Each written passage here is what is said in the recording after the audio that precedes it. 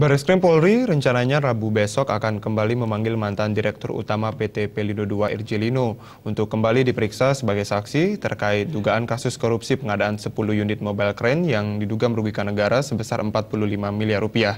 Namun hingga kini Bareskrim belum menentukan apakah Irjelino akan ditetapkan sebagai tersangka atau tidak. Dugaan kasus korupsi pengadaan mobile crane di Pelindo II hingga kini masih didalami penyidik Bareskrim Polri. Rencananya penyidik akan memanggil kembali mantan Direktur Utama PT Pelindo II tersebut untuk dimintai keterangan lanjutan sebagai saksi pada Rabu 6 Januari 2016. Kabareskrim Mabes Polri Komjen Pol Anang Iskandar mengatakan terkait Irjelino diperiksa berkali-kali sebagai saksi untuk melakukan pendalaman terkait kasus tersebut. Hal tersebut dilakukan karena itu merupakan tugas polisi untuk menentukan tersangka lainnya dan membuat terbukanya kasus tersebut menjadi terang benderang tindak pidana korupsi.